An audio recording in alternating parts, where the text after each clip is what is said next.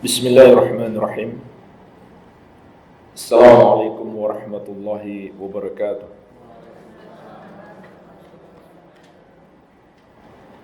Alhamdulillahi ala ihsanih wa syukru lahu ala taufiqihi wa amtinanih. Wa ashhadu an la ilaha illallah wahdahu la syarika lah ta'ziman li sya'nih. Wa ashhadu anna Muhammadan abduhu wa rasuluh ad-da'i ila ridwanih sallallahu alaihi wa ala alihi wa ashabihi wa ikhwani. Amma ba'd, fa ikhwani fid din wa akhwati fillah, kaum muslimin wal muslimat rahimani wa rahimakumullah. Semoga Allah subhanahu wa ta'ala senantiasa mencurahkan rahmatnya kepada kita sekalian. Di kesempatan ini insyaallah ta'ala kita akan membahas satu tema yang sangat penting, bahkan yang paling penting dalam hidup kita, yang merupakan kunci keselamatan kita di dunia maupun di akhirat. Tema yang berjudul 5 kaidah dalam mengamalkan tauhid.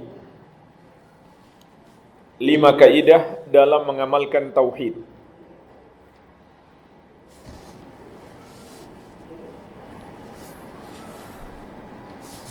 Kaidah yang pertama, hendaklah kita pahami bahwa tauhid adalah kewajiban yang paling agung dan syirik adalah dosa terbesar. Ini kaidah yang pertama. Memahami bahwa tauhid merupakan kewajiban yang paling agung dan syirik adalah dosa yang terbesar.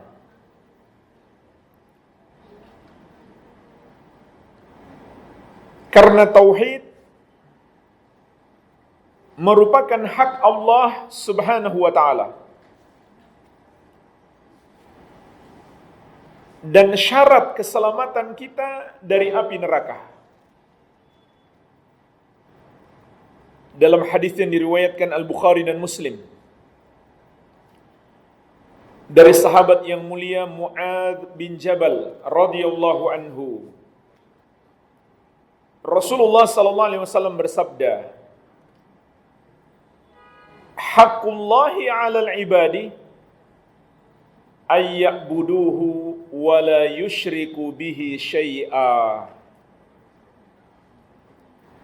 Hak Allah atas para hamba adalah mereka menyembah hanya kepadanya dan tidak mempersekutukannya dengan sesuatu apapun. Inilah hak Allah atas kita. Disembah dan tidak dipersekutukan. Maka dari itu jemaah sekalian, kita pun paham bahwa hamba tidak punya hak untuk menyembah kepada selain Allah. Hamba tidak punya hak untuk memilih Tuhan selain Allah. Sebagaimana kalau begitu, hamba tidak punya hak untuk beragama dengan selain Islam. Kenapa? Karena selain Islam mengajarkan peribadahan kepada selain Allah. Hanya Islam yang mengajarkan manusia untuk menunaikan hak Allah, yaitu disembah dan tidak dipersekutukan. Maka dari itu, hanya Islam agama yang Allah ridhoi. Sebagaimana Allah tegaskan dalam surat Ali Imran ayat ke-19. Innad dina indallahil Islam. Sesungguhnya agama yang Allah ridhoi hanyalah Islam. Dan di surat Ali Imran ayat 85 Allah menegaskan, "Wa may yabtaghi ghairal islami dinan fala yuqbala min wa huwa fil akhirati minal khasirin." Barang siapa yang mencari selain Islam sebagai agama baginya, tidak akan diterima daripadanya, dan dia di akhirat kelak termasuk orang-orang yang merugi. Kenapa jemaah sekalian?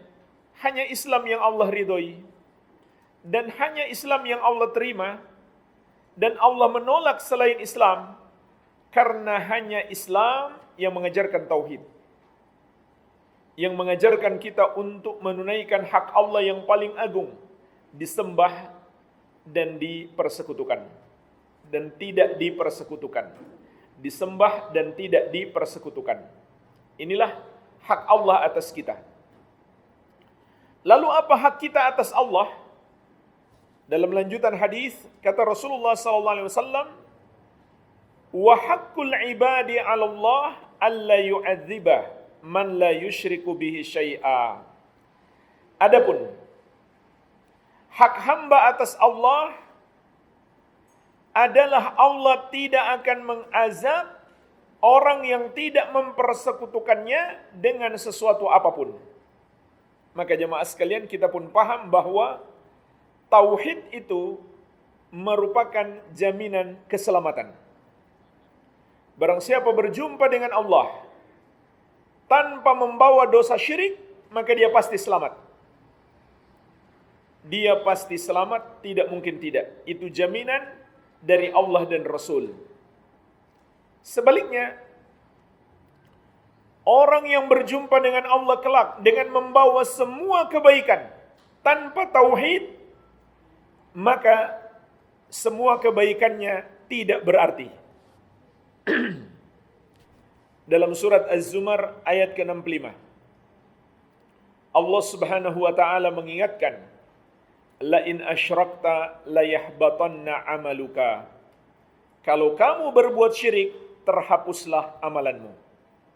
Jadi, nggak ada gunanya seseorang berjumpa dengan Allah dengan membawa semua kebaikan kalau dia tidak membawa tauhid. Maka semua kebaikannya itu terhapus. Dan sebaliknya, semua dosa seorang hamba masih ada harapan mendapatkan ampunan kalau dia berjumpa dengan Allah dengan membawa tauhid. Dosa sebanyak dan sebesar apapun, sampai mati dia nggak bertobat, asal dia tidak berbuat dosa syirik, maka dia masih ada harapan mendapatkan ampunan.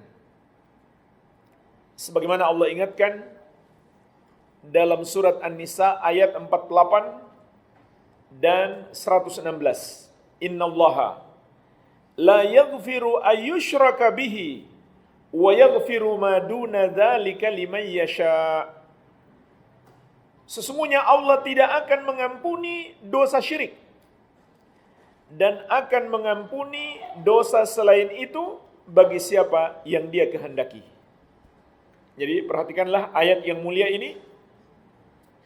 Orang yang berbuat syirik dan dia tidak bertobat sampai mati, maka dia tidak akan mendapatkan ampunan Allah.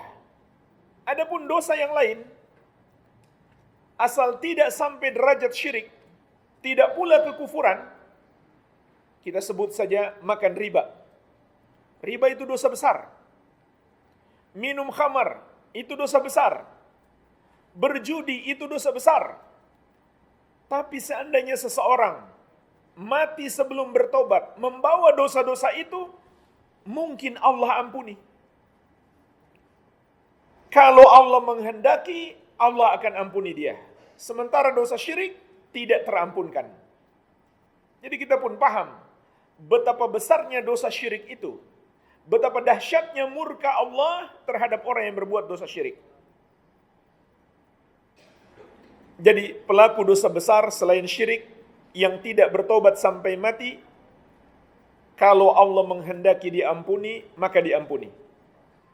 Kalau Allah menghendaki diazab, maka diazab. Tapi jamaah sekalian, azabnya lebih ringan daripada pelaku syirik dan azabnya tidak kekal. Adapun orang-orang yang berbuat dosa syirik, azab mereka kekal selama-lamanya di neraka. Dalam surat Al-Maidah ayat ke-72, Allah Subhanahu wa taala mengingatkan, "Innahu may yusyrik billahi faqad harramallahu 'alaihil jannata wa ma'wahun nar wa ma lidzalimina min ansar." Sesungguhnya barang siapa yang mempersekutukan Allah, maka Allah haramkan surga atasnya. Neraka adalah tempatnya dan tidak ada yang bisa menolong orang-orang yang zalim itu sedikit pun.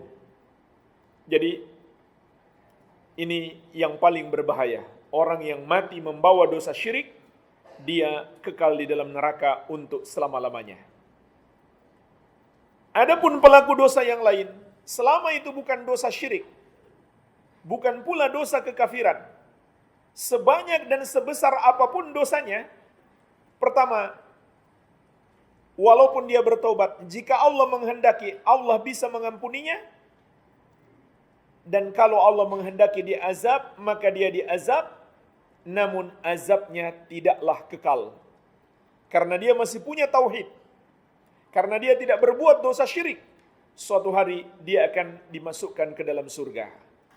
Maka kita pun paham jemaah sekalian, betapa pentingnya tauhid dan bahaya dosa syirik.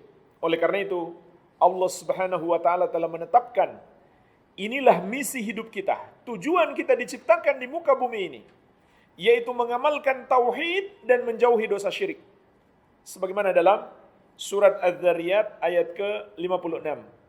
"Wa ma khalaqtul jinna wal insa illa liya'budun." Dan tidaklah aku menciptakan jin dan manusia kecuali agar mereka beribadah kepadaku.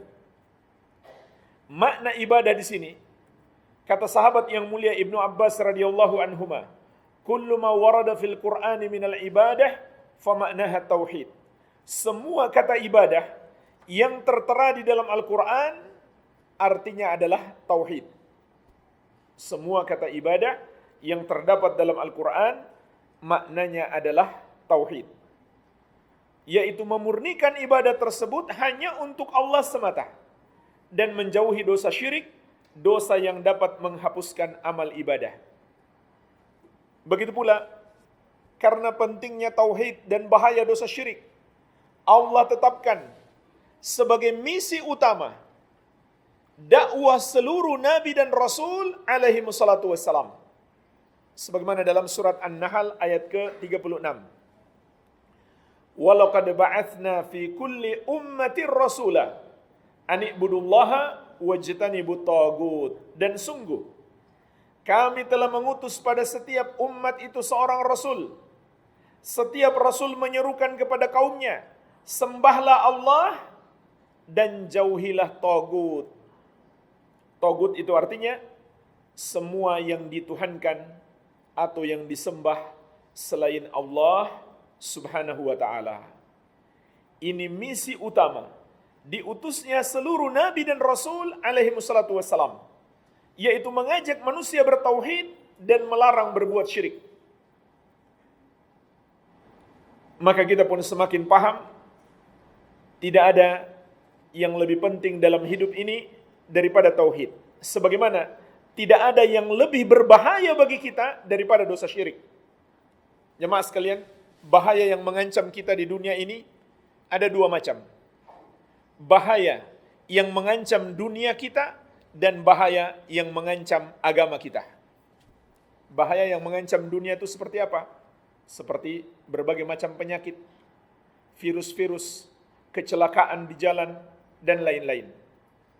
Bahaya yang mengancam agama seperti apa? Semua perbuatan dosa. Ini dua bentuk bahaya yang mengancam kita di dunia ini. Maka ketahuilah, semua bahaya itu tidak ada apa-apanya dibandingkan dengan dosa syirik. Dibandingkan dengan bahaya dosa syirik.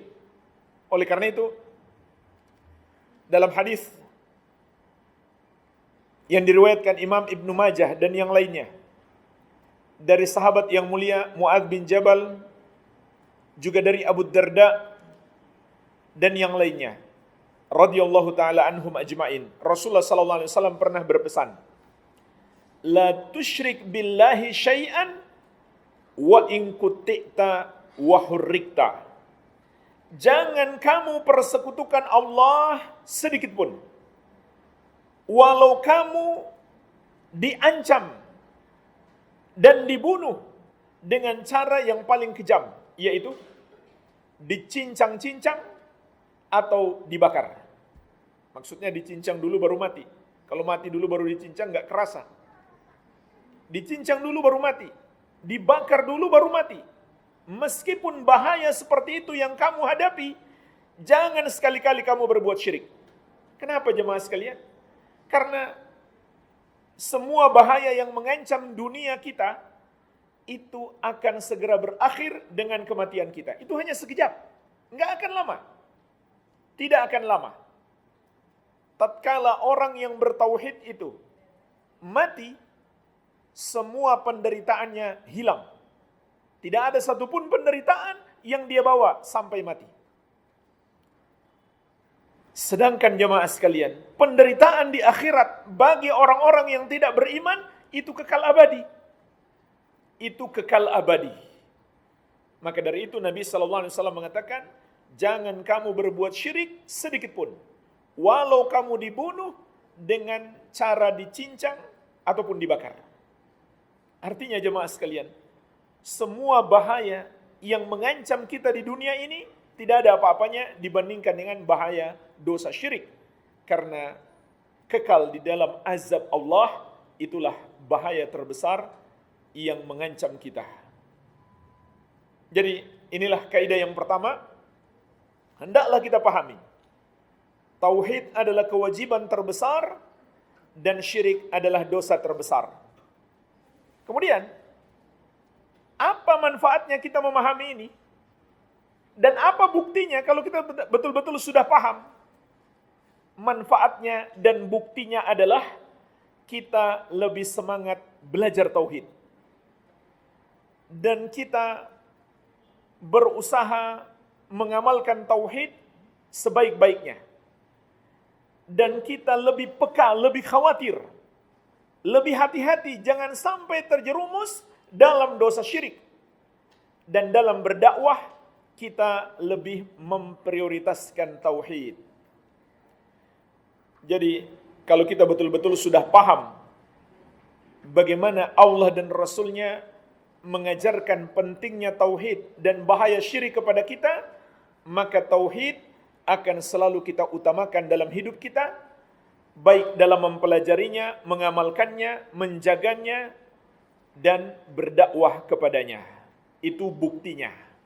Kalau kita menganggap remeh belajar tauhid, kalau kita tidak menjaga tauhid, atau kita tidak memprioritaskan dakwah tauhid, maka itu menunjukkan kita tidak memahami tauhid dengan baik. Jadi ini kaidah yang pertama. Kita masuk kaidah yang kedua. Kaidah untuk mengamalkan tauhid yang kedua adalah bahwa tauhid itu dibangun di atas dua rukun atau dua pondasi. Tauhid dibangun di atas dua pondasi, yaitu an-nafyu wal itsbat, penafikan dan penetapan. Atau bahasa lainnya al-bara'atu wal iman, berlepas diri dan mengimani. Artinya apa jemaah sekalian? Pertama, an-nafyu, penafikan, atau al-bara'ah, berlepas diri. Maknanya adalah kita mengingkari, menyalahkan, dan membenci, serta menjauhi sejauh-jauhnya semua peribadahan kepada selain Allah dan orang-orang yang melakukannya. Ini yang pertama. Kita mengingkari atau kita menyalahkan dan membenci serta menjauhi sejauh-jauhnya dari perbuatan menyembah kepada selain Allah dan orang-orang yang melakukannya. Ini rukun yang pertama. Rukun yang kedua adalah al-isbat, penetapan. Atau bisa kita sebut al-iman, keimanan. Yaitu kita tetapkan keimanan kita bahwa yang berhak disembah hanya Allah Subhanahu wa taala yang satu saja. Sebagaimana Allah tegaskan di surat Al-Baqarah, "Wa may yakfur bil imani." Afwan, "Wa may yakfur bit taguti wa yu'min billahi." Barang siapa yang ingkar kepada tagut, kufur kepada tagut, dan beriman kepada Allah, faqad istamsaka bil urwatil wuthqa. Maka sungguh dia telah berpegang dengan tali yang sangat kuat. Faman yakfur bitaguti wa yu'min billahi faqad istamsaka bil urwatil wuthqa. Surat Al-Baqarah ayat 256. Maka siapa yang kufur kepada tagut dan beriman kepada Allah. Perhatikan dua hal yang dia lakukan. Kata Allah, siapa yang ingkar kepada tagut, ini rukun yang pertama. Wa yu'min billahi, dan dia beriman kepada Allah, ini rukun yang kedua. Faqad istamsaka bil urwatil wuthqa, maka dia telah berpegang dengan tali yang sangat kuat. Al-urwatul wuthqa. Sahabat yang mulia Ibnu Abbas radhiyallahu anhuma menafsirkan tali yang sangat kuat itu artinya adalah kalimat la ilaha illallah. Jadi jemaah sekalian, dua rukun ini terkandung dalam kalimat la ilaha illallah. Bagian yang pertama yang terkandung dalam la ilaha.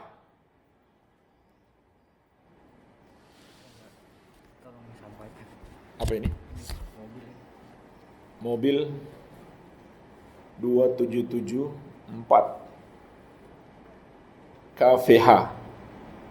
Mau diapain? Hah? Nutupin jalan.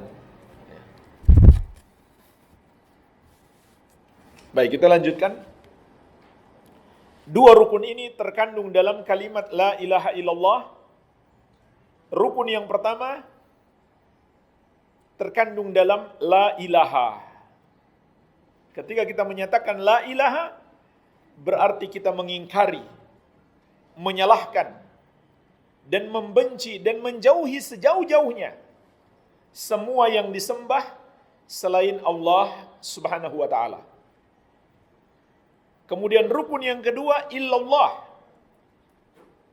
Ketika kita mengucapkan illallah, berarti kita meyakini hanya Allah Subhanahu wa taala yang berhak disembah.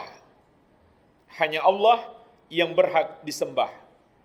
Dua rukun ini juga disebutkan di surat Az-Zukhruf ayat 26-27. Pada ucapan Nabi Ibrahim alaihissalam, "Innani bara'um mimma ta'budun illa alladhi fatarani." Sesungguhnya aku berlepas diri dari apa yang kalian sembah, kecuali zat yang menciptakan aku. Lihat, dua kalimat dalam ucapan Nabi Ibrahim. Pertama, aku berlepas diri dari apa yang kalian sembah. Ini rukun yang pertama. Yang kedua, illalladzi fatarani, kecuali Allah yang menciptakan aku. Ucapan beliau ini sama persis dengan la ilaha illallah. Karena jemaah sekalian, Allah telah menegaskan hanya dialah sesembahan yang benar dan semua yang disembah selain dia adalah batil. Dalam surat Al-Hajj ayat ke-62 Allah mengatakan, "Dzalika bi anna Allaha huwal haqq wa anna ma yad'una min dunihi huwal batil wa anna Allaha huwal aliyyul kabir." Dialah Allah sesembahan yang benar, dan yang mereka sembah selain Dia adalah batil, salah, tidak benar. Dan Dialah Allah yang maha tinggi lagi maha besar. Jadi ini dua sisi keyakinan yang harus kita miliki agar kita bisa mengamalkan tauhid. Oleh karena itu jemaah sekalian, pengamalan tauhid mencakup pengamalan di dalam hati dan pengamalan di dalam anggota tubuh. Pertama, pengamalan di dalam hati, yaitu keyakinan hanya Allah yang berhak disembah, dan semua yang disembah selain Dia itu salah, dan semua yang menyembah selain Dia adalah para pelaku dosa terbesar yang disebut orang-orang musyrik atau orang-orang kafir. Ini yang pertama, keyakinan di dalam hati. Yang kedua, pengamalan dengan anggota tubuh, yaitu pemurnian ibadah hanya untuk Allah semata. Tidak boleh satu pun dipersembahkan kepada selain Allah. Inilah dua cakupan pengamalan tauhid. Pengamalan dalam keyakinan dan pengamalan dalam perbuatan. Saya ulangi, yang pertama pengamalan dalam keyakinan, yaitu kita yakini hanya Allah yang berhak disembah, dan semua yang disembah selain Dia adalah batil, salah, tidak benar, dan yang menyembah selain Dia adalah orang-orang musyrik, orang-orang kafir. Ini yang pertama. Yang kedua, pengamalan dalam perbuatan kita, yaitu kita murnikan ibadah kita hanya untuk Allah semata-mata.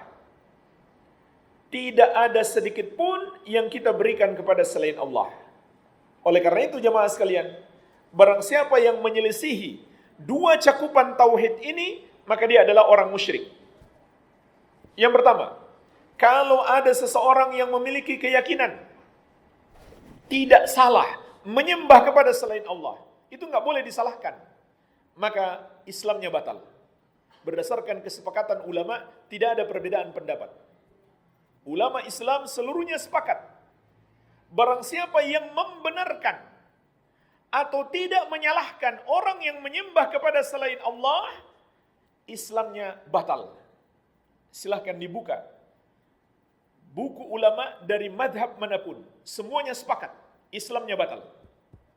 Tapi hari ini sungguh aneh, mereka mengatakan itulah toleransi.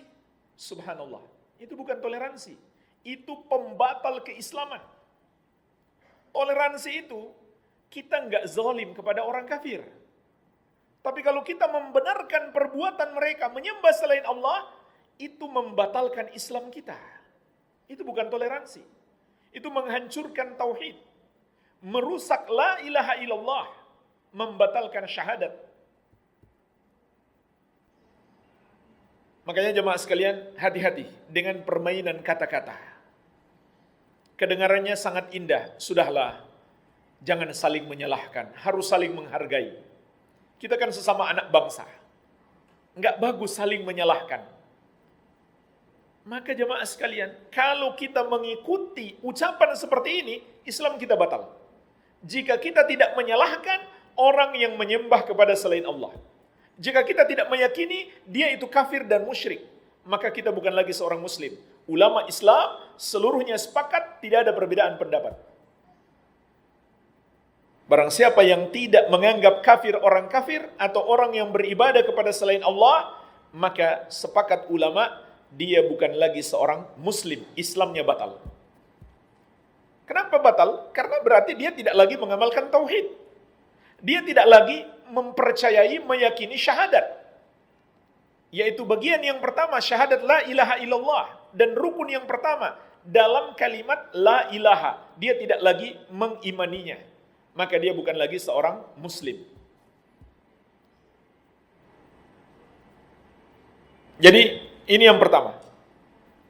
Yang kedua, orang yang masih meyakini hanya Allah yang berhak disembah, tapi dia persembahkan salah satu ibadahnya kepada selain Allah, maka dia musyrik.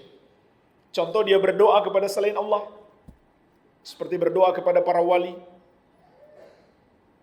atau dia menyembelih untuk selain Allah, seperti untuk sesajen, atau dia bergantung hati bertawakal kepada selain Allah, maka walaupun dia yakin hanya Allah yang berhak disembah, dia telah berbuat dosa syirik.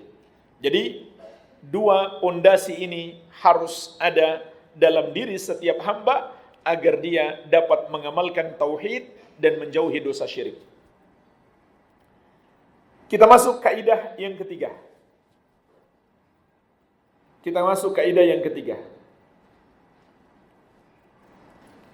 Kaidah pengamalan tauhid yang ketiga,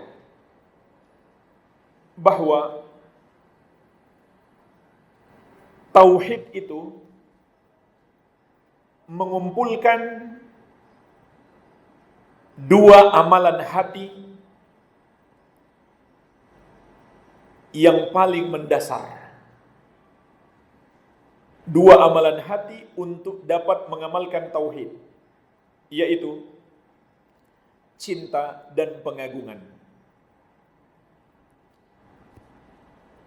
Ini dua amalan hati yang menjadi pokok tauhid, cinta dan pengagungan. Ini sering diingatkan oleh Syekhul Islam Ibn Taimiyah dan Imam Ibn Qayyim rahimahumallahu ta'ala. Di dalam kitab beliau Qaidatun fil Mahabbah, Syekhul Islam mengatakan, wal ibadatu tajma'u kamal al-mahabbah wa kamal al-dhulli, fal 'abid muhibbun khadi'un. Ibadah itu mengumpulkan kesempurnaan cinta dan kesempurnaan dalam ketundukan.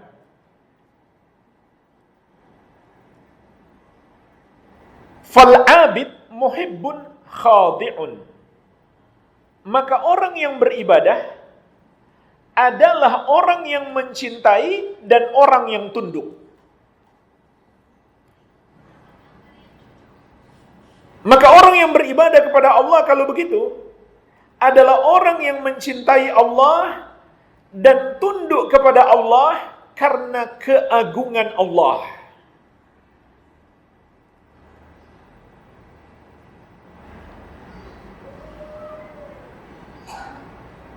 Di kitab atau di kesempatan yang lain beliau juga mengatakan, wa kullu ma amarallahu an yuhab wa yu'azzam. Setiap yang Allah perintahkan harus dicintai dan diagungkan. Setiap yang Allah perintahkan harus dicintai dan diagungkan.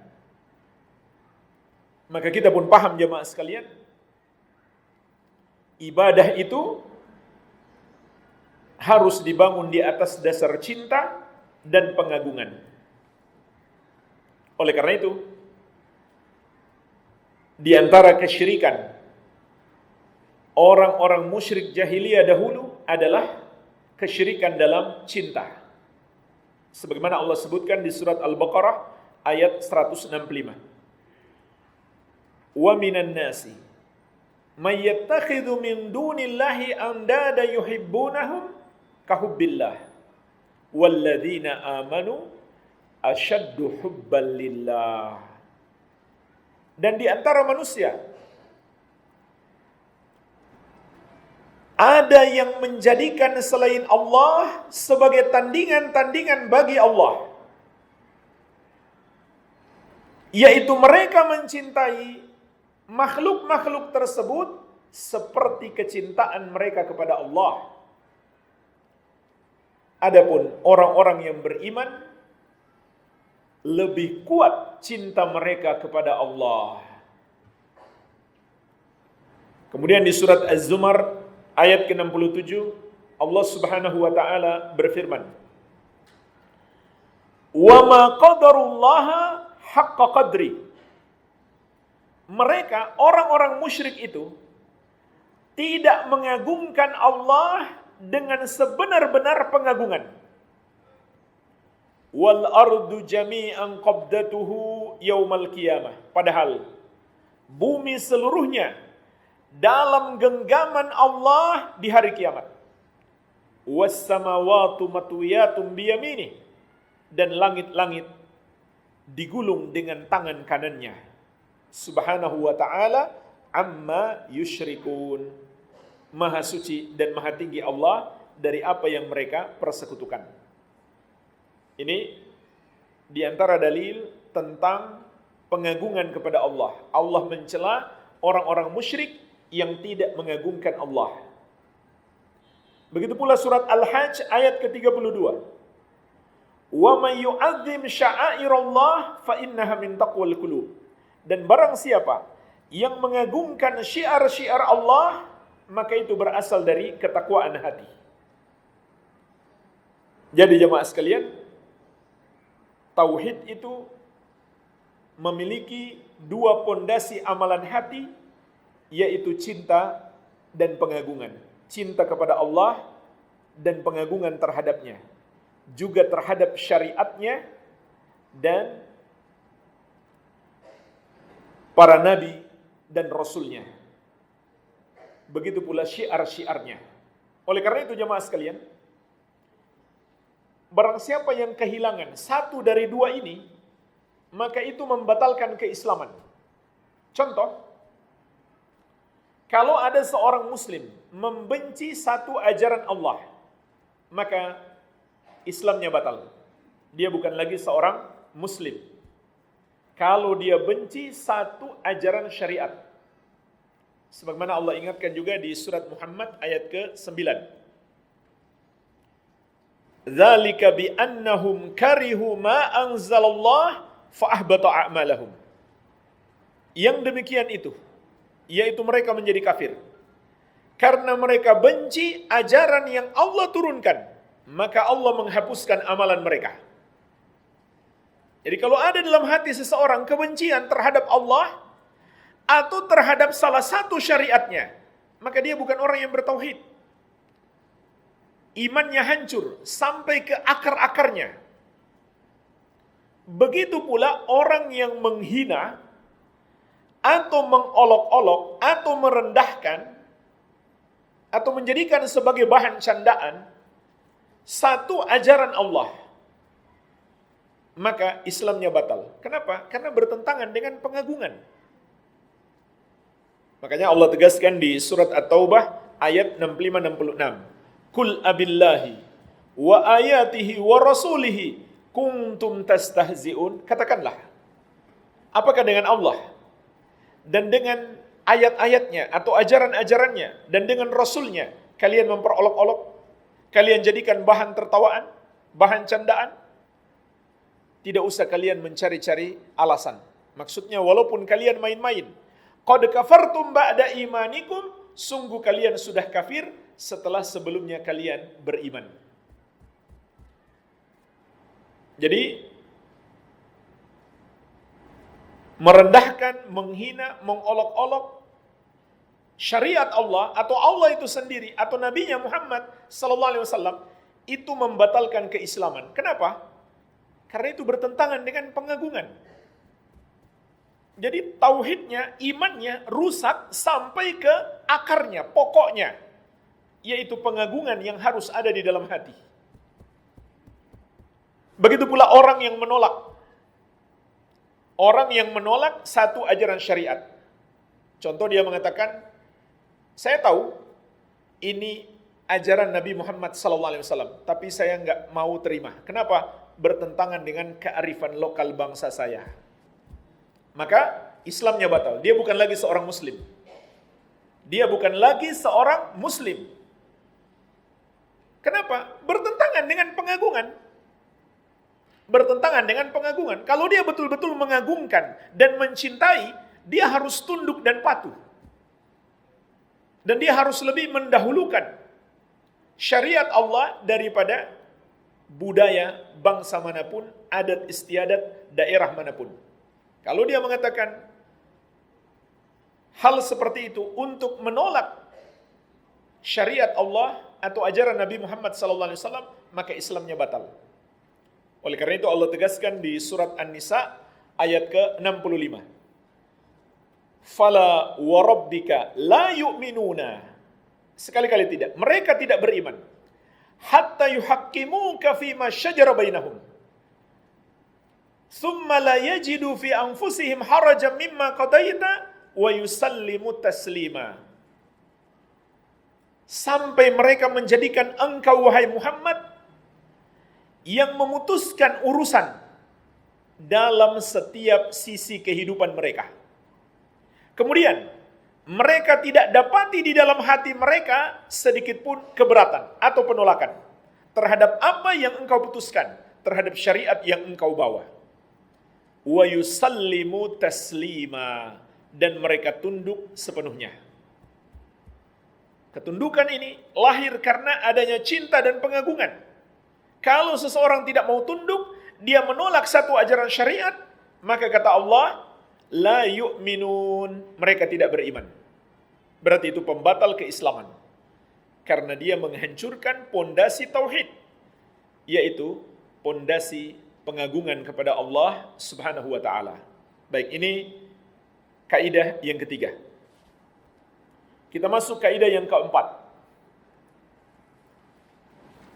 Wajib bagi kita menjauhi dosa syirik dan semua pintu-pintu syirik. Ini kaidah yang sangat penting untuk menjaga tauhid kita. Maka kita harus menjauhi dosa-dosa syirik dan menjauhi semua pintu, semua jalan yang menjerumuskan dalam syirik. Jadi jemaah sekalian, larangan berbuat syirik mencakup larangan terhadap dua hal. Pertama, larangan melakukannya. Yang kedua, larangan mendekatinya. Dan ini berlaku umum juga terhadap seluruh syariat. Allah apabila melarang sesuatu, maka semua yang mengantarkan kepadanya juga diharamkan. Sebagaimana firman Allah, wala taqrabuz zina, jangan kamu dekati zina. Bukan hanya zinanya yang dilarang, mendekatinya juga dilarang. Wala taqrabul fawahish, jangan kamu mendekati perbuatan keji. Tadi saya sebutkan surat An-Nahl ayat ke-36 tentang dakwah seluruh nabi dan rasul. Ani'budullaha wajtanibut tagut. Sembahlah Allah dan jauhilah tagut. Jadi para nabi dan rasul bukan hanya melarang menyembah kepada selain Allah, mereka juga melarang mendekatinya. Jadi jemaah sekalian, semua pintu-pintu syirik, semua sarana-sarana yang mengantarkan kepada kesyirikan, itu harus kita tutup. Jangan kita buka, jangan kita dekati. Harus kita jauhi sejauh-jauhnya. Maka dari itu, setiap ucapan maupun perbuatan yang mengantarkan kepada syirik, harus kita tahu. Apa saja itu ucapan dan perbuatan yang mengantarkan kepada syirik. Begitu pula, apa saja dosa syirik harus kita ketahui. Gimana kita mau menjauhi kalau kita nggak tahu? Maka disinilah pentingnya mendalami ilmu tentang tauhid dan mengenal kesyirikan. Jadi wajib kita mempelajari apa saja dosa syirik dan apa saja pintu-pintu syirik agar kita dapat menjauhinya. Kalau kita nggak pelajari, bahkan mungkin kita sudah terjerumus dalam syirik atau dalam pintu-pintu syirik tanpa kita sadari. Dosa syirik itu sangat banyak.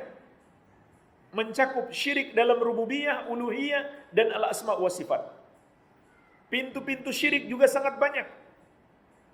Dalam ucapan, perbuatan, maupun dalam keyakinan. Ini semua harus kita pelajari. Yang mungkin pintu-pintu syirik, bahkan syirik itu sendiri masih ada di sekitar kita, bahkan bisa jadi ada dalam diri kita. Kalau kita nggak tahu, kita nggak akan bisa menjauhinya. Harus kita pelajari. Betapa banyak jemaah sekalian di masyarakat kita yang masih percaya adanya hari sial, hari beruntung. Ini syirik. Dan ini bukan cerita di desa-desa. Di Jakarta, di Bekasi, ada gedung-gedung megah, tidak ada lantai 4, tidak ada lantai 13. Iya kan? Mereka anggap itu angka sial. Padahal Rasulullah SAW menegaskan, atiyaratu syirkun, atiyaratu syirkun. Takut sial itu syirik, takut sial itu syirik. Betapa banyak di sekitar kita yang masih percaya dengan benda-benda. Masih meyakini jimat-jimat. Jimat keberuntungan, jimat penglaris dagangan.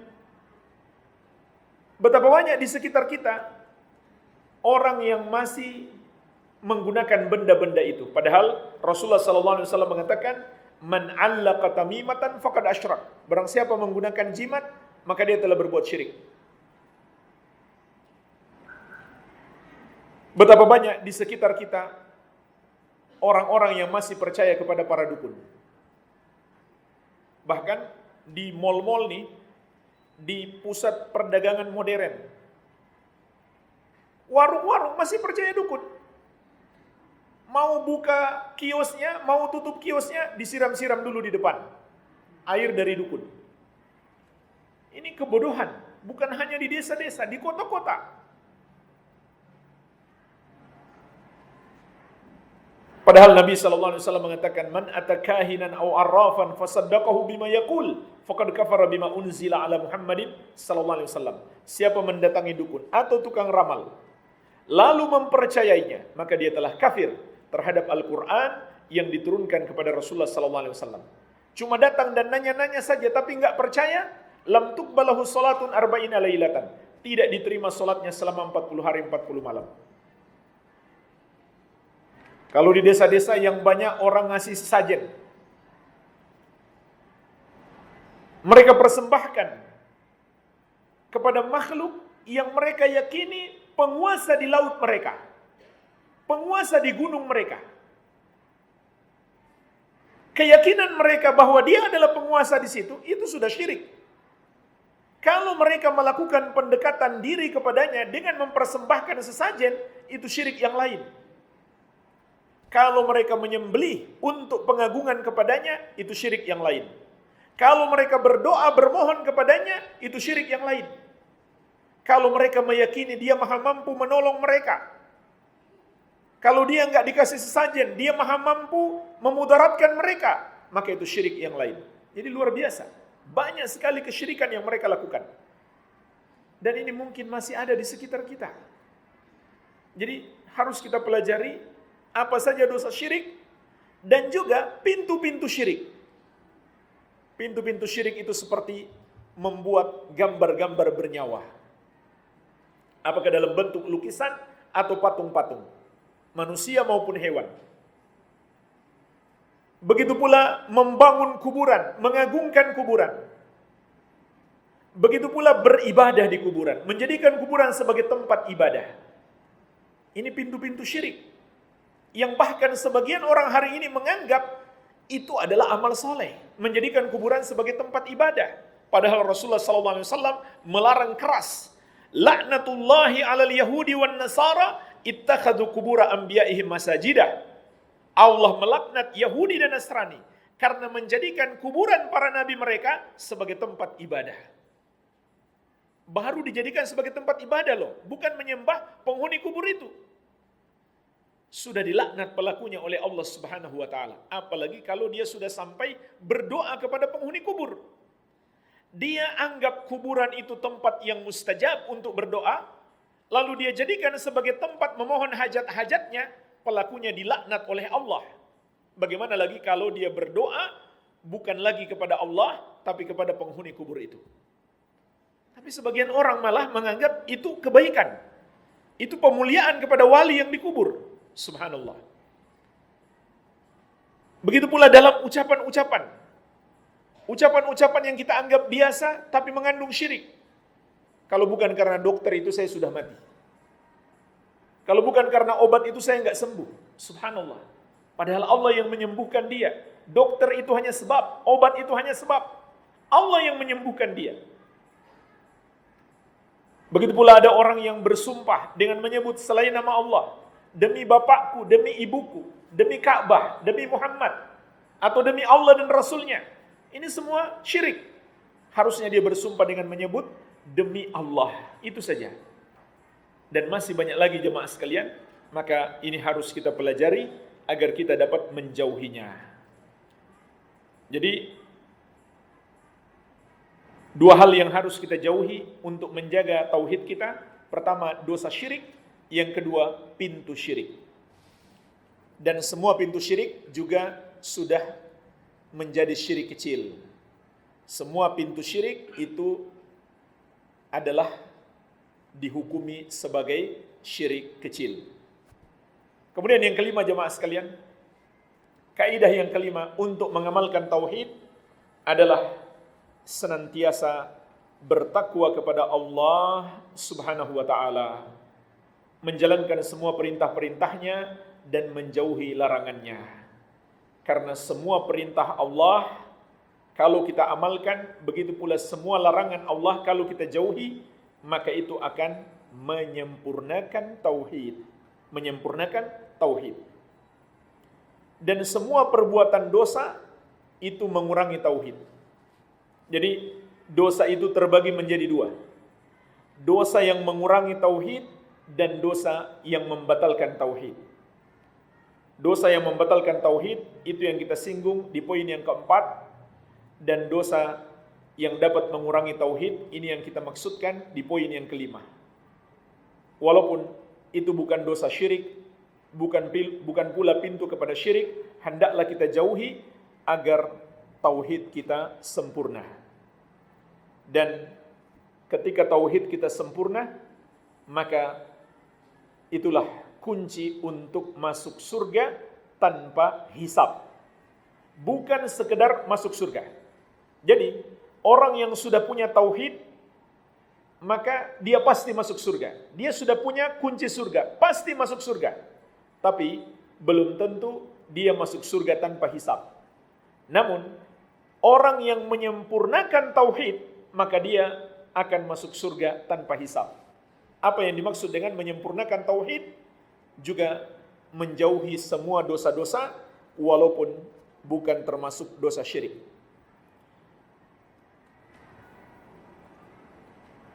Oleh karena itu jemaah sekalian, orang yang mendapatkan jaminan masuk surga itu ada dua macam. Tadi saya sebutkan dalil. Nabi SAW memberikan jaminan. Wa haqqul ibadi 'ala Allah alla yu'adziba man la yusyriku bihi syai'an.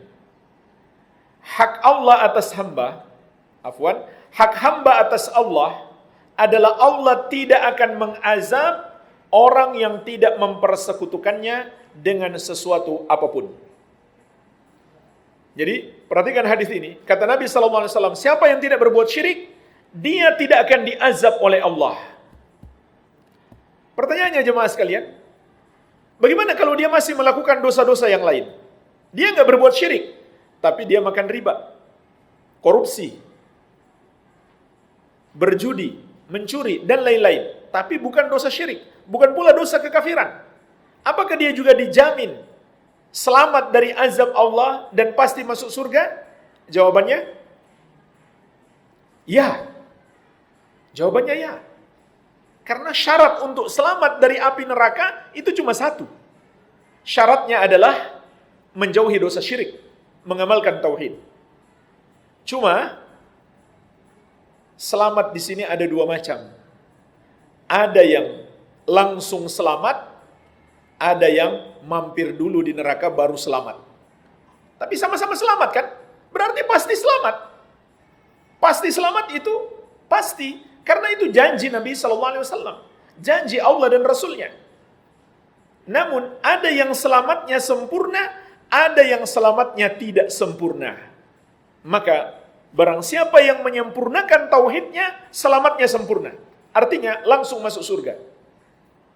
Dan barang siapa yang tidak menyempurnakan tauhidnya, maka selamatnya tidak sempurna. Dia terancam masuk neraka dulu. Namun dia juga pasti akan selamat. Seandainya dia masuk ke neraka, suatu hari Allah akan masukkan dia ke dalam surga. Jadi pasti selamat. Tidak mungkin tidak. Namun ada yang selamat dengan sempurna, ada yang tidak sempurna. Yang sempurna karena dia menyempurnakan tauhidnya, yang tidak sempurna karena dia tidak menyempurnakan tauhidnya. Bagaimana cara menyempurnakan tauhid? Mengamalkan semua perintah-perintah Allah dan menjauhi larangannya. Inilah bukan sekedar kunci masuk surga, tapi masuk surga tanpa hisab. Walhamdulillah, inilah secara singkat 5 kaidah pengamalan tauhid. Semoga bermanfaat. Mungkin ada pertanyaan, saya persilakan.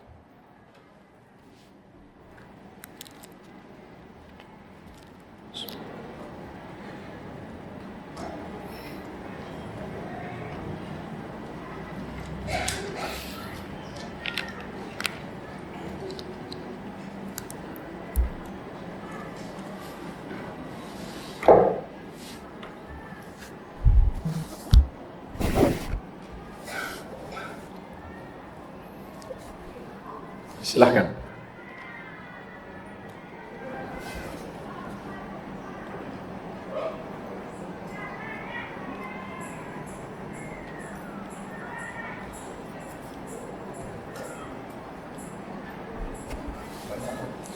Masya Allah.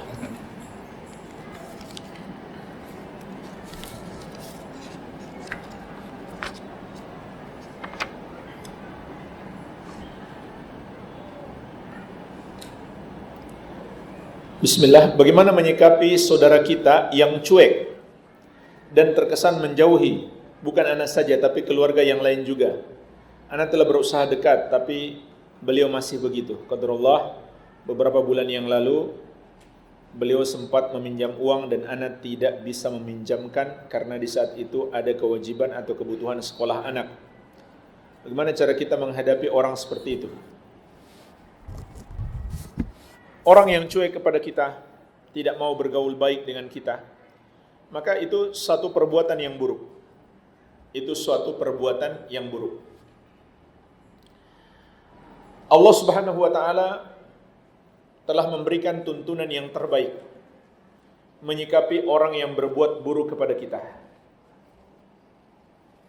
Allah Subhanahu wa taala berfirman, "Wal kadhiminal ghaidh wal 'afina 'anil nas wallahu yuhibbul muhsinin."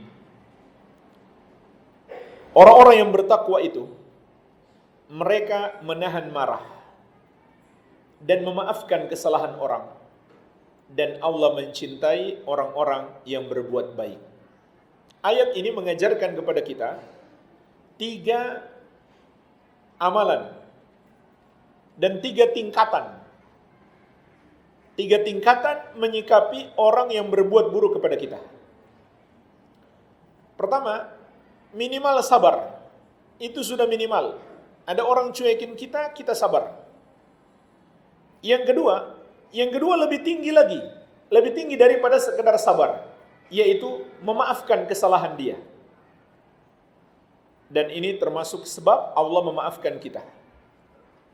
Yang ketiga, ini yang paling tinggi, berbuat baik kepadanya. Dan 3 hal ini mungkin merubah orang itu. Namun yang paling dapat merubah dia adalah berbuat baik kepadanya. Sebagaimana di ayat yang lain Allah mengatakan, idfa billati hiya ahsan. Fa idzal ladzi bainaka wa bainahu adawatun ka'annahu waliyyun hamim. Balaslah orang yang berbuat buruk kepadamu dengan balasan yang lebih baik. Maka tiba-tiba orang yang memusuhimu, tidak senang kepadamu, menjadi kawan yang paling setia.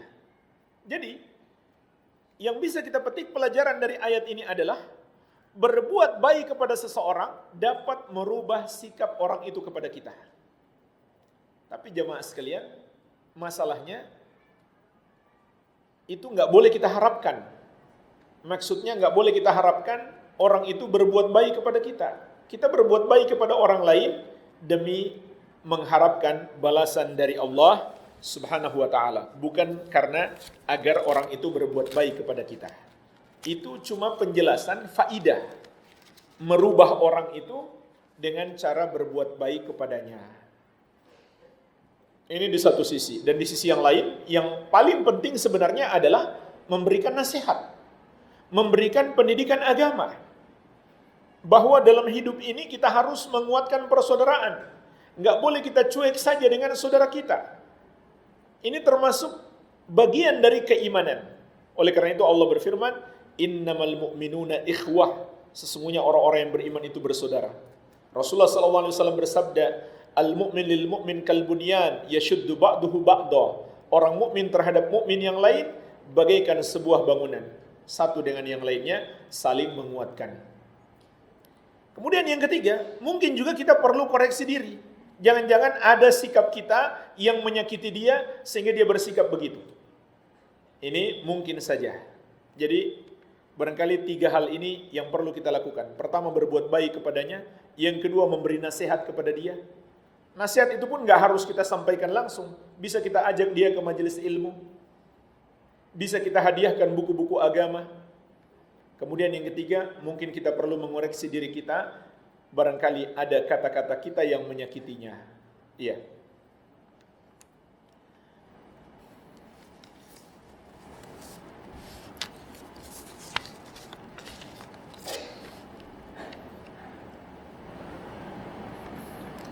Apakah termasuk syirik larangan orang-orang tua dulu? Seperti tidak boleh hadiri, tidak boleh berdiri di tengah pintu, nanti susah jodoh. Padahal maksudnya biar gak masuk angin. Jawabannya ya, termasuk syirik. Termasuk syirik. Gantung gayung apa nih? Gayung kamar mandi harus dipenuhi air biar rezeki mengalir terus. Padahal biar gayungnya gak sampai jatuh kalau gak ada isinya. Termasuk syirik. Termasuk syirik. Dan banyak contoh lagi. Jadi begini, ada kaidah untuk mengetahui bahwa itu syirik atau bukan. Ini termasuk syirik dalam sebab. Maka ada kaidahnya, yaitu lihat dari 2 cara atau 2 metode. Apakah bisa dijelaskan bahwa ada hubungan antara sebab dan akibat? Kalau tidak bisa dihubungkan antara sebab dan akibat, maka meyakininya termasuk syirik. Yang pertama, melalui jalan syariat. Melalui jalan syariat. Maka kita tanyakan, ini ada dalilnya tidak? Berdiri di tengah pintu bisa susah jodoh? Jawabannya tidak ada. Terus yang kedua tadi, kalau gayung dipenuhi, ada dalilnya enggak rezeki lancar? Jawabannya tidak ada. Maka jalan yang pertama tidak kita temukan. Sekarang berpindah kepada metode yang kedua, yaitu yang logis, yang terbukti, yang bisa dipahami dengan akal sehat, bahwa ada hubungan antara sebab dengan akibat. Nah, sekarang kita lihat, masuk akal enggak? Berdiri di tengah pintu dengan urusan jodoh, ada hubungan tidak? Enggak ada, enggak masuk akal. Masuk akal tidak antara gayung dipenuhi dengan rezeki. Ada hubungan atau tidak? Nggak ada, nggak masuk akal. Maka meyakini itu adalah sebab merupakan syirik. Jadi ingat kaidah ini.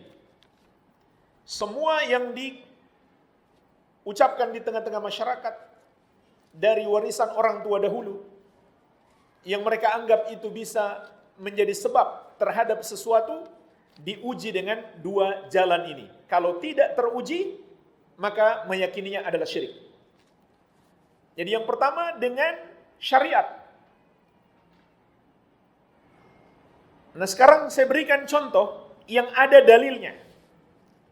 Nabi SAW bersabda tentang al-habbatus sauda. Inna fil habbati sauda shifa'an min kulli da. Sesungguhnya di dalam al-habbatus sauda ada obat bagi segala penyakit. Maka kita pun tahu, habbatus sauda itu adalah sebab kesembuhan. Begitu pula silaturahmi.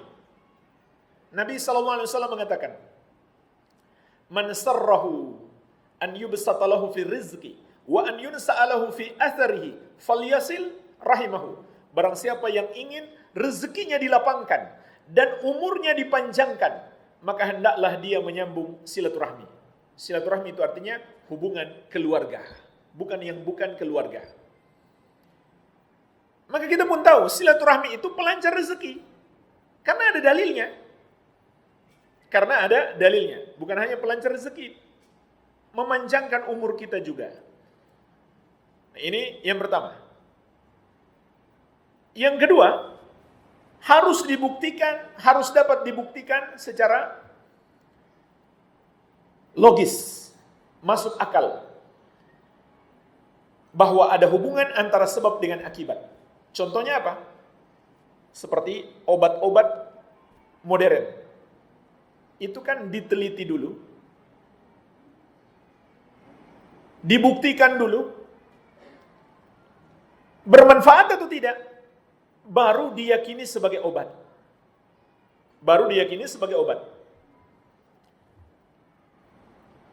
Maka meyakininya sebagai obat, sebagai sebab kesembuhan, itu bukan syirik. Sebab terbukti bahwa itu adalah sebab yang Allah ciptakan. Itu adalah sebab yang Allah tetapkan sebagai kesembuhan. Nah, sekarang kalau ada orang mengatakan, saya bisa obati penyakitmu dengan cara kamu bawa saja kambing. Bawa kambing, nanti saya pindahkan penyakitmu ke kambing. Nah ini kita lihat, ada dalilnya tidak? Nggak ada. Yang kedua, bisa nggak dijelaskan secara ilmiah? Saya kira tidak bisa. Nggak bisa dijelaskan secara ilmiah.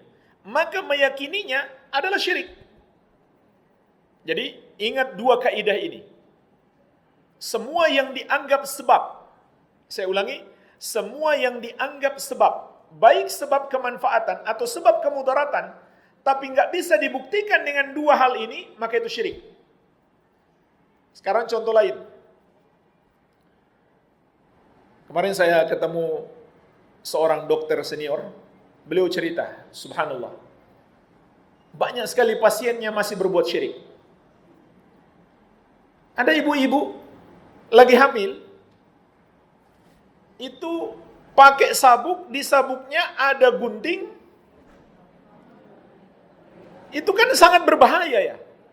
Dia salah bergerak bisa ketusuk. Tapi diyakini itu bisa melindungi dari mara bahaya. Ada juga, ini ibu-ibu lagi nih, meletakkan di bawah bantal bayinya, gunting dengan peneti. Nah sekarang kita lihat, dari dua cara ini. Yang pertama, ada dalilnya nggak itu bermanfaat? Nggak ada dalilnya. Yang kedua, bisa nggak dijelaskan secara ilmiah? Nggak bisa dijelaskan.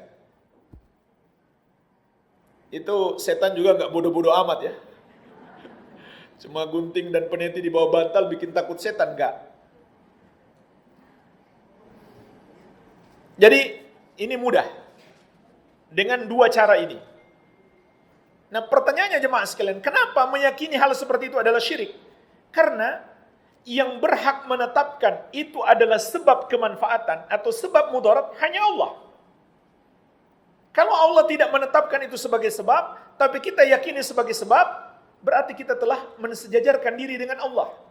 Ini sisi yang pertama. Sisi yang kedua, kalau hati kita bergantung kepadanya, itu syirik yang lain. Jadi ada dua macam syirik di situ. Disebut syirik sebab, yang kedua syirik hati bergantung kepadanya. Hati bergantung, itu kan namanya tawakal. Tawakal itu hanya kepada Allah. Baik. Ini kalau kita contohkan banyak sekali ya. Maka itu kaidahnya. Dengan dua kaidah ini mudah kita mengetahui bahwa itu syirik. Saya kasih satu contoh lagi. Ari-ari bayi. Itu dicuci, ditaruh di kendi, kemudian dikubur, kemudian di samping kuburnya ada lampu. Nah, sekarang kita lihat. Itu kan diyakini bermanfaat kan bagi si bayi. Nah, sekarang kita lihat dari dua metode ini. Pertama, ada dalilnya tidak? Enggak ada dalilnya. Yang kedua, bisa enggak dijelaskan secara akal sehat? Enggak bisa. Enggak ada manfaat itu bagi si bayi menurut akal sehat. Maka meyakininya bermanfaat, itu adalah syirik. Baik.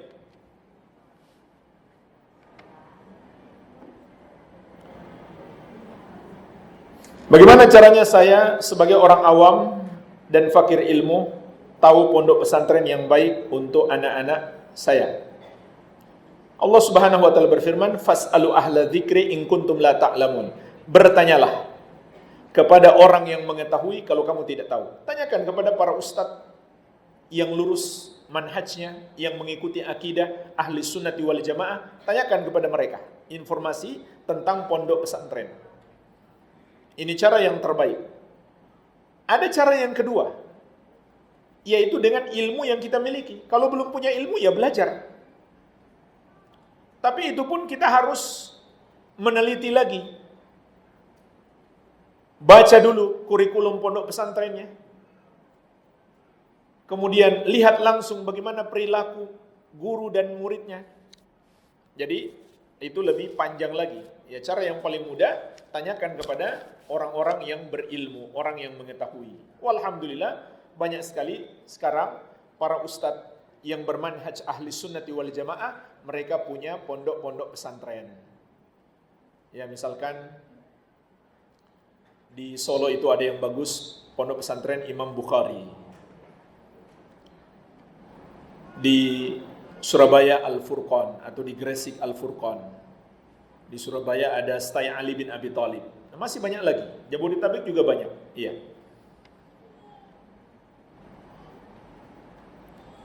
Saya sebagai ibu khawatir apabila salah saya berhubung anak saya tahun depan minta mondok. Saya seorang ibu khawatir apabila salah memilih. Iya, harus hati-hati memang. Harus hati-hati. Ya, mungkin dekat dengan kita di Sukabumi ada Al-Maktub. Al-Maktub ini sudah punya cabang-cabang juga, ada Al-Bassam, ada Az-Zamil, ada Al-Affaf. Ini cabang-cabang Al-Maktub. Itu insya Allah bagus juga. Ya.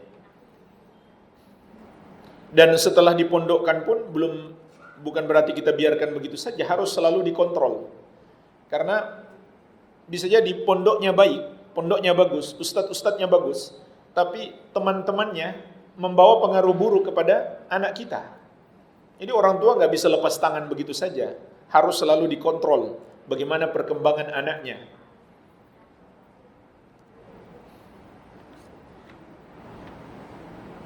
Orang yang sudah bertauhid tapi masih melakukan larangan-larangan Allah, bagaimana hukumnya? Bahkan mereka masih melakukan kesyirikan karena ketidakpahaman. Larangan Allah itu ada dua macam. Larangan yang membatalkan tauhid, larangan yang mengurangi tauhid. Yang membatalkan tauhid adalah kesyirikan dan kekafiran. Yang mengurangi tauhid adalah semua dosa selain kesyirikan dan kekafiran. Maka dia masih muslim kalau begitu, selama dosa yang dia lakukan bukan kesyirikan dan kekafiran, tapi dia adalah muslim yang lemah iman, karena tauhidnya tidak sempurna, tauhidnya berkurang disebabkan dosa-dosa yang dia lakukan. Nah sekarang pertanyaannya, bagaimana dengan orang yang berbuat dosa syirik tapi belum paham? Maka para ulama menjelaskan, ketidakpahaman seseorang, ketidaktahuan dia, sehingga dia terjerumus dalam syirik, itu ada dua macam. Yang pertama, dia sengaja nggak mau paham. Artinya dia memang nggak mau belajar. Para guru banyak, para ustadz banyak, buku-buku agama banyak, siaran-siaran dakwah banyak, tapi dia sengaja nggak mau belajar. Maka orang ini mendapatkan dosa double. Dosa yang dia lakukan ditambah dosa dia tidak mau tahu. Dan inilah yang disebut dengan berpaling.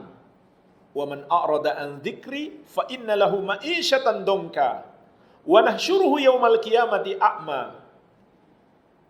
Qala rabbi lima hasyartani a'ma wa qad kuntu basira. Qala kadzalika atatka ayatuna fanasitaha wa kadzalikal yauma tunsa. Kata Allah, barang siapa yang berpaling dari peringatanku, dia berpaling. Ada orang yang ngajari tapi dia enggak mau datang. Dia berpaling. Maka siapa yang berpaling dari peringatanku, kata Allah, baginya penghidupan yang sempit di dunia ini. Maksud penghidupan yang sempit di dunia ditafsirkan sebagian ulama adalah kesempitan di alam kubur. Dan kelak di hari kebangkitan dia akan dikumpulkan dalam keadaan buta. Dia pun berkata, wahai Rabbku, kenapa aku dibangkitkan dalam keadaan buta padahal dulu aku bisa melihat? Maka Allah mengatakan, demikianlah, karena dahulu telah datang kepadamu ayat-ayat kami, namun kamu melupakan. Jadi sengaja dia lupakan, bukan lupa tidak sengaja. Maka orang seperti ini tidak ada uzur. Sedangkan yang kedua, orang yang sudah berusaha belajar, cuma dia belum ketemu ilmunya, sehingga dia terjerumus dalam dosa syirik, maka orang seperti ini insya Allah akan mendapatkan uzur. Oleh karena itu dalam masalah pengkafiran, kita harus berhati-hati. Tidak setiap orang yang muslim terjerumus syirik langsung bisa divonis kafir. Maka masalah pengkafiran ini dikembalikan kepada para ulama.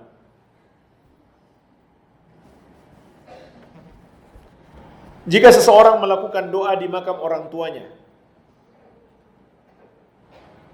dengan seolah-olah orang tuanya masih hidup, antara lain meminta restu karena akan menikah atau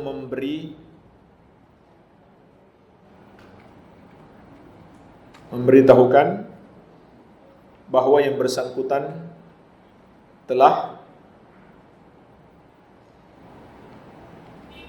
sukses. Masya Allah, susah sekali bacanya ini.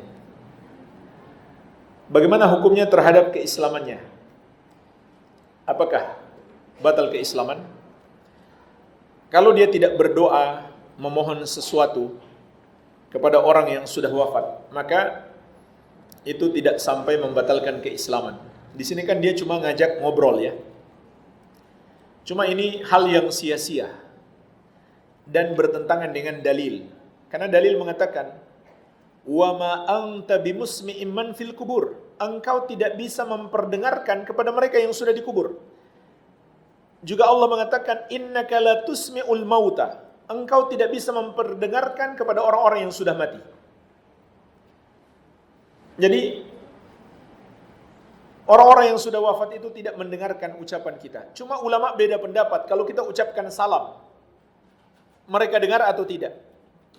Tapi selain itu nggak ada dalilnya sama sekali bahwa penghuni kubur bisa mendengarkan apa yang kita sampaikan kepada mereka. Kalau ada dalilnya kita percaya. Contoh,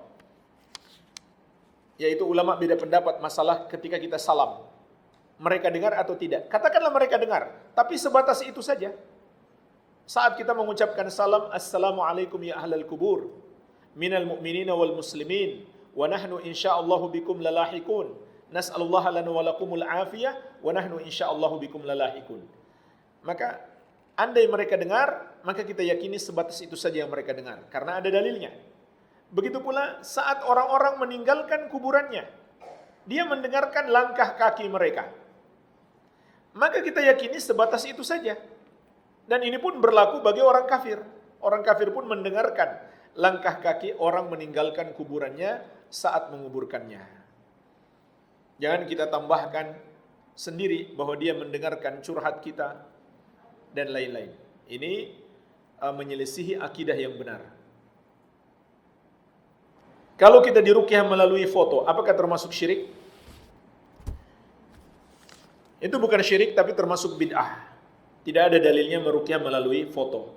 Ruqyah itu langsung kepada orang yang sakit di depannya. Tidak pula ada ruqyah jarak jauh melalui HP, handphone misalkan.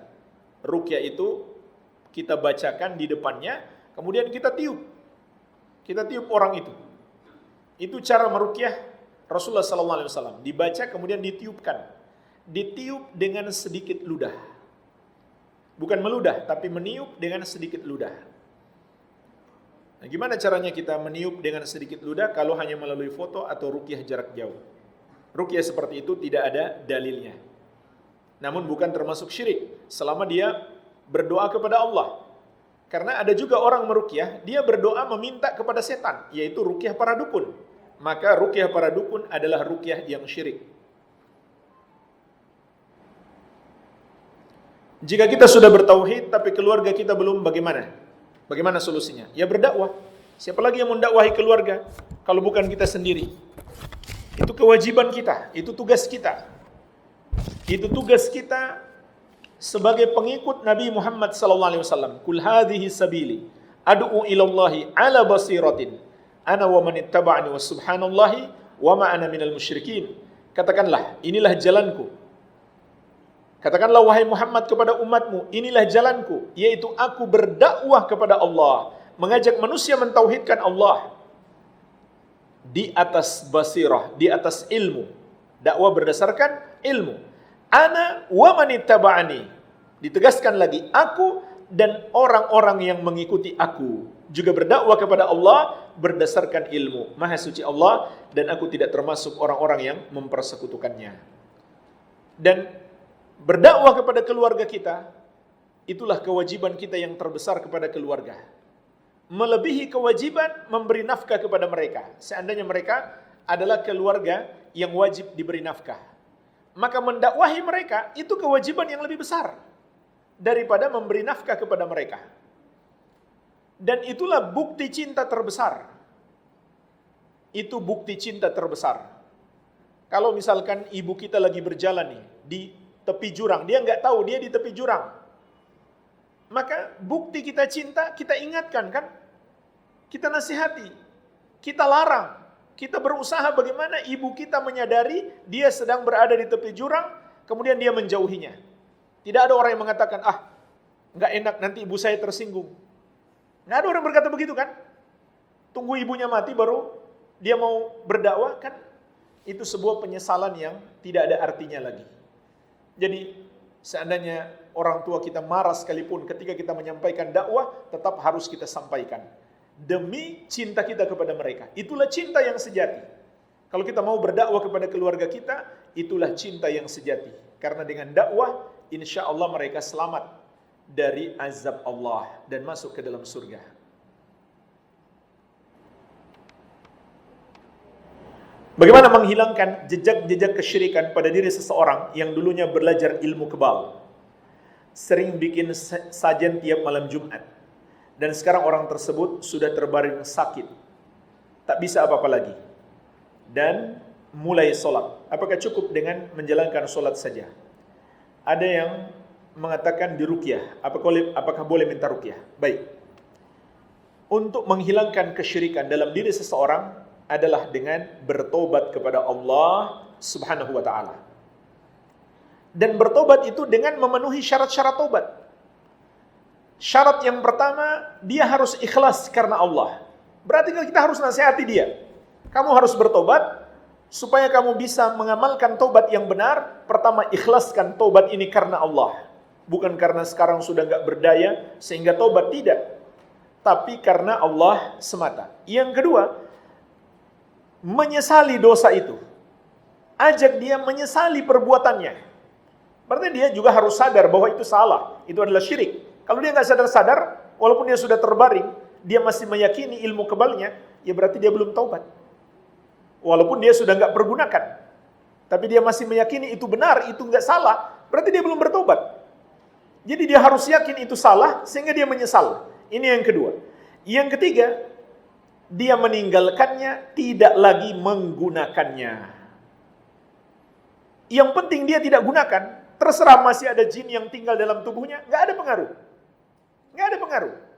Jin itu dia mau tinggal di tubuh kita, di luar tubuh kita, nggak ada pengaruh bagi tobat kita. Yang penting dia tidak mengamalkan lagi, dia tidak merapal mantra-mantra supaya jadi kebal. Ini yang ketiga. Yang keempat, dia bertekad di dalam hati tidak akan mengulanginya di masa yang akan datang. Kalau dia masih punya keinginan nanti sudah sembuh main lagi, maka berarti dia belum bertobat. Yang kelima, dia lakukan sebelum mati. Ini mungkin kesempatan terakhir, orangnya sudah sakit, kita tidak tahu. Maka ini 5 hal.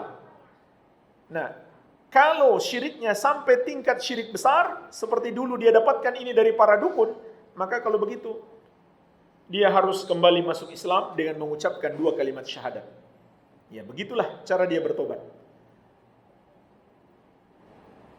Kemudian tentu solat harus terus dijaga dengan baik. Ini solat, ini masalah yang sangat agung.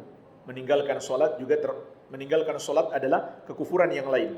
Ini beda dengan kekufuran ilmu kebalnya. Meninggalkan solat adalah kekufuran yang lain. Ini juga harus tobat tersendiri. Iya. Adapun minta ruqyah, kalau yang bersangkutan sendiri yang minta ruqyah itu tercelah. Tapi kalau kita keluarga mintakan ruqyah untuk dia, untuk mengobati sakitnya saja, kalau memang dia sakit. Jadi nggak ada hubungan dengan taubat. Minta ruqyah untuk dia tidak ada hubungan dengan taubatnya.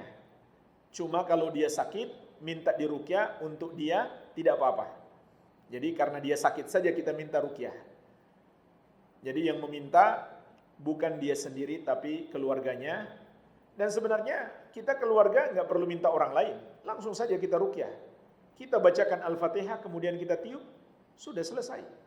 Al-Fatihah kita ulang-ulang dengan penuh keyakinan kepada Allah, kemudian kita tiup dia.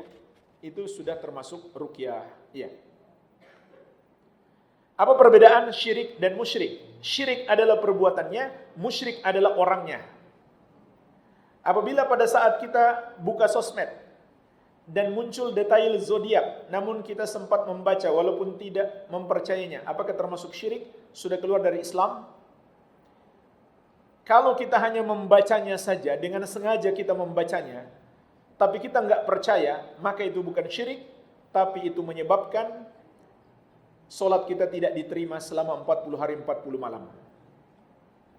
Karena itu sama saja dengan mempercayai para sama hukumnya dengan berinteraksi dengan para dukun atau para tukang ramal. Nabi SAW mengatakan, barang siapa bertanya kepada dukun atau tukang ramal, tapi dia nggak percaya, tidak diterima solatnya 40 hari 40 malam. Nabi SAW mengatakan mendatangi, karena dulu dukun belum punya Facebook, belum punya WhatsApp. Kalau sekarang kita lihat di Facebook para dukun, atau di WhatsApp mereka, atau di YouTube mereka, ya sama saja hukumnya dengan mendatangi. Kalau cuma lihat-lihat saja, hukumannya adalah tidak diterima solatnya 40 hari 40 malam. Bukan berarti dia tidak harus solat, dia tetap wajib solat. Meninggalkan solat adalah dosa yang lain. Kalau dia percaya, barulah dia terjerumus dalam syirik.